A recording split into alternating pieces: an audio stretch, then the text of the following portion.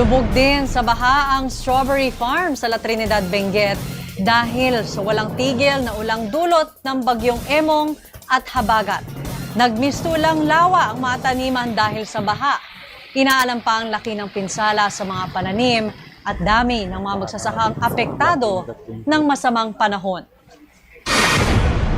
Sa pool naman sa video, ang pagguho ng malaking bahagi ng bundok sa taas ng Quezon Road ngayong Biyernes ng umaga. Halos matakpa ng bukanan ng tunnel sa Quezon Road sa dami ng gumuhong lupa. Pinalilikas na ng mga otoridad ang mga residenteng nakatira malapit sa lugar.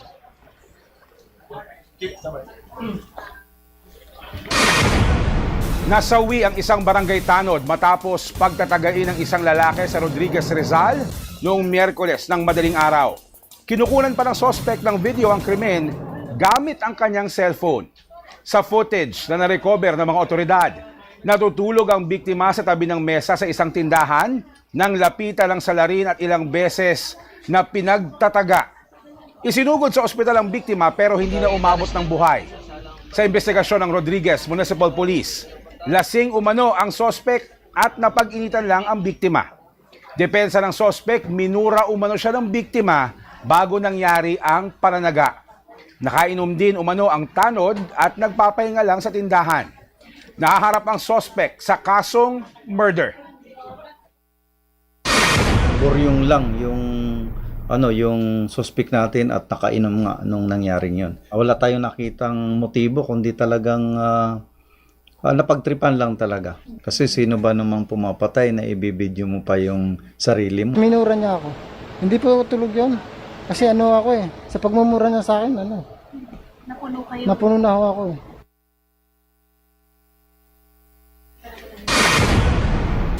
Sugatan ang isang babae matapos manlaban sa lalaking nagtangkang mang-hold up sa kanyang tindahan sa Candelaria, Quezon itong Huwebes ng gabi.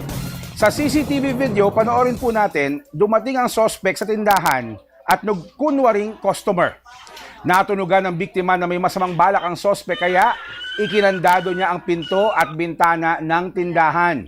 Doon na tinutukan ng baril ng lalaki ang biktima. Binuksan ng babae ang pinto para tumakbo palabas pero sinalubong siya ng hold-upper at puwersahang pumasok. Nanlaban ang babae kaya pinagbabalya siya ng suspect. Tumakas ang lalaki matapos umanong makitang paparating ang mga security guard ng subdivision na nakapansin sa kaguluhan. Dinala sa ospital ang biktima na nagtamo ng sugat sa ulo. Pinaghahanap na ng Candelaria PNP ang suspect. Patay ang isang motorcycle rider matapos bumangga sa poste sa EDSA Cubao Underpass ngayong Biyernes ng madaling araw. Nakahandusay na sa kahabaan ng northbound lane ng underpass ang biktimang lalaki at nakahambalang sa kalsada ang kanyang motorsiklo ng datna ng mga otoridad. Dinala pa sa ospital ang biktima pero idineklara ring dead on arrival. Sa inisyal na investigasyon at salaysay ng ina ng biktima, pauwi galing trabaho ang rider. Maaring nawalan umano siya ng kontrol sa pagmamaneho dahil madulas ang kalsada dulot ng mga pag-ulan.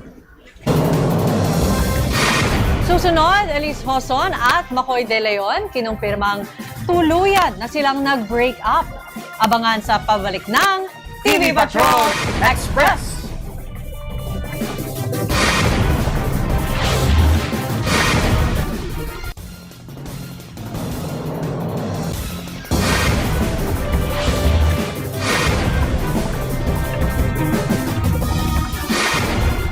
Nagbabalik ang TV Patrol Express. Balik po tayo sa balitaan.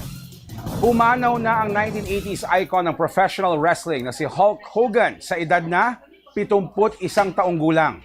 Ayon sa Florida Police, nakatanggap sila ng tawag tungkol sa isang insidente ng cardiac arrest sa tahanan ni Hogan sa Clearwater City nitong Huwebes. Isinugod siya sa ospital pero nasawi rin.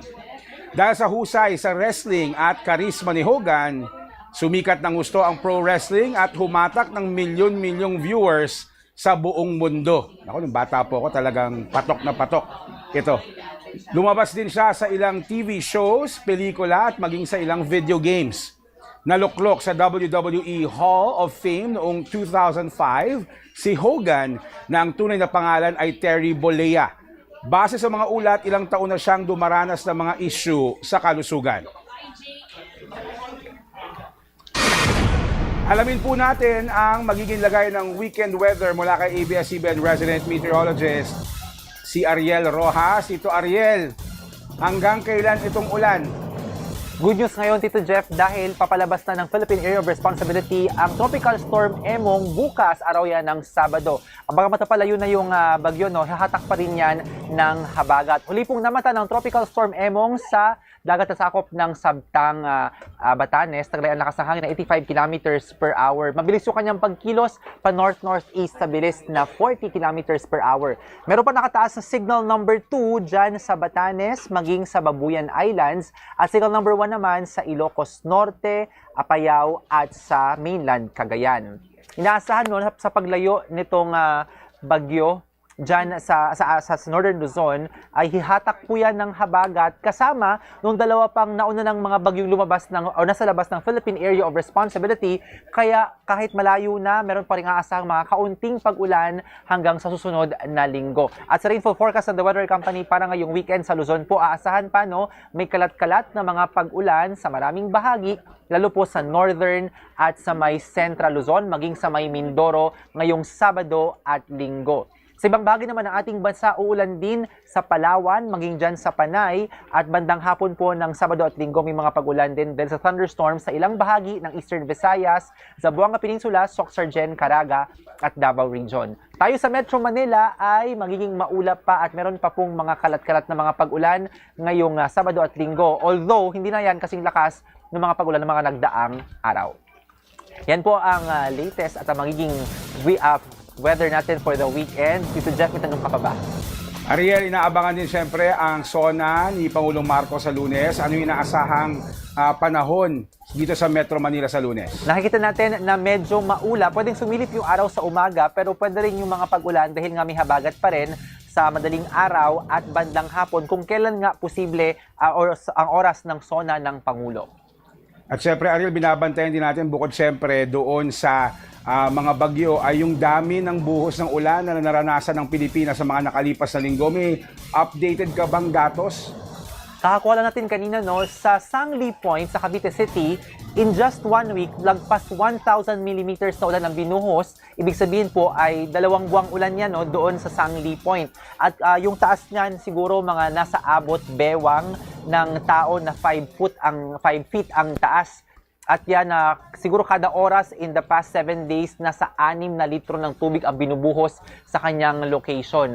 Pangalawa po ay itong bahagi naman, dito sa may Quezon City actually, lagpas 700 millimeters yung ulan na binuhos. In the past 7 days, lagpas 1 buwan yan na dami ng ulan for the month of July. So talagang grabe ang ulan, kaya naman maraming bahagi ng Pilipinas ang nakaranas ng grabing mga pagbaha, pagguho ng lupa at mudslides. O lalong-lalo na sa Northern Luzon. Maraming salamat, Ariel Rojas.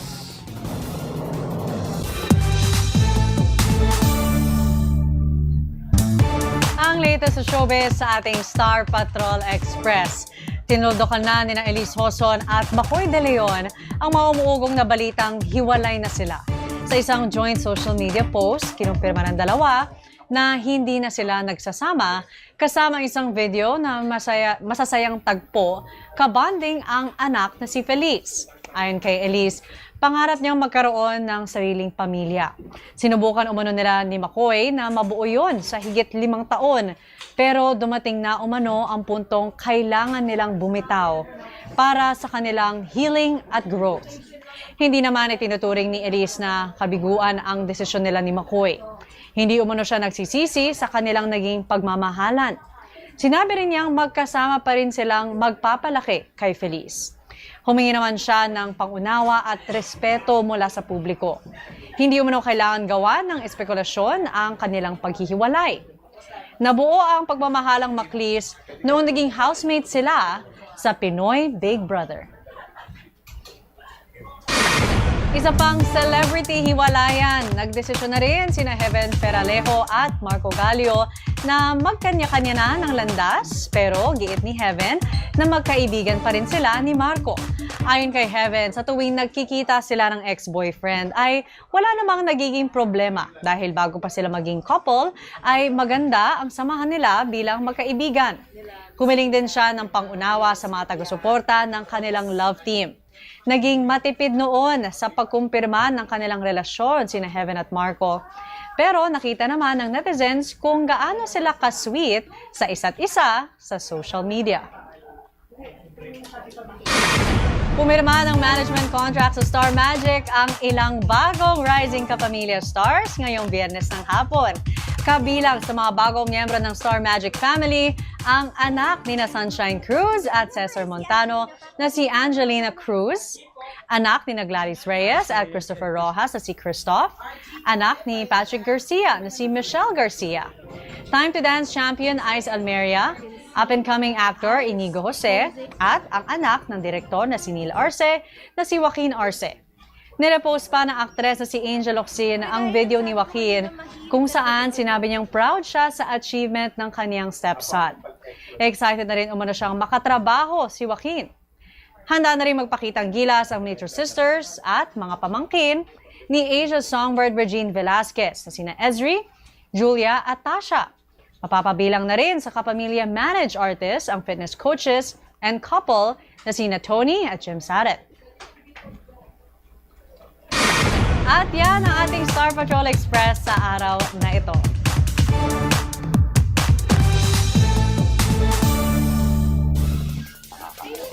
Speaking of hiwalayan, hiniwalayan ako na aking partner ngayon para kay Ariel Punta ka Rojas.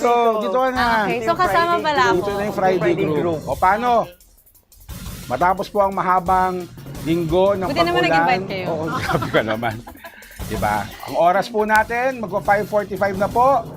Yung mga nagtatapos po ng trabaho, bilis-bilisan nyo na po. Yung mga nagtatapos po ng trabaho, bilis-bilisan na po. Uwian na, Friday na, happy weekend. Si Ariel na unahan pang umuwi tayo. Nung magtatrabaho pa kasi siya, sabi mo tapusin yung trabaho. Uy, hindi ako magbabayad ng overtime. Ariel, dito ka muna. Ba't umalis ka? Magtrabaho ka pa muna. Kala ko tapos na yung... Ariel, syempre, kahit na yung ibang lugar, medyo kukonting ulan, yung Northern Luzon, specifically yung Batanes, kailangan pa rin, ano bang ibig sabihin ng signal number 2 para sa mga hindi pa sigurado kung gaano kalakas yun? Pero yung Batanes, sure na alam nila yung signal number 2. Medyo malakas na po yung bugso ng hangin, no? Pero di naman na kaya magpatumba ng mga puno or ng mga kahoy. Apart from that, no, yung mga pagulan din, ang good news na bawasan na. Meron pa rin mga pagulan po, pero hindi na sobrang malalakas. Meron pa mga yellow warnings na nakalabas or nakataas sa ilang bahagi ng Northern Luzon, Zambales, Bataan, parts ng Palawan at sa Antique. Pero yung Metro Manila po, wala ng heavy rainfall warning. Okay. Ariel, taga-Tarlac ako. Si Andrea Tagines may tanong sa'yo. Yes. Ariel, Ano taga-Tarlac ako. Kamusta sa Tarlac sa weekend? Okay. Ma-advise mo, pwede ba ako umuwi? Or dito na lang ako? Pwede ka pang umuwi. May scattered rains lang. So, hindi naman na kagaya ng mga pag-ulan the past days, no? Pwede ka nang umuwi. Maglalakad ka ba? Pauwi? Visit the family, bakit? Kung maglalakad. Yung mga weekend, syempre, mag-a-adjust. Bakit naman maglalakad? May lakad, hindi may lalakad. Hindi, maglalakad. Hindi, maglalakad. ka lang. Alay lang. Sometimes hindi tayo nasa dito. same wavelength. Kailangan mo na mag-weekend. Kung hindi nyo It's pa been po tough. halata, At Friday iyan. na po talaga, no? Okay na, tama na. Wala At na po iyan. nagkakaintindihan dito. At iyan ang mga nagbabagong balita. Huwag mong kalimutan mag-LSSC. Ako gusto ko na umuwi. Mag-like, share, subscribe, and comment sa YouTube at TikTok. Uuwi na ng Tarlac, si Andy Tagines. Ako naman sa QC. Ako po si Denise Tensay. Mga kapamilya at mga ka-face card, bukod sa YouTube at TikTok, napaparoon na rin ng live ang TV Patrol Express sa ABS-CBN News Channel, Kapamilya Channel, A to Z, Jeepney TV at All TV2. Tumatawa po si Arlene Delgado at si Andrea Tagines. Ako po si Jeff Canoy, siya po si Ariel Rojas. Maraming salamat. Happy weekend! Job you. At ingat, kapamilya.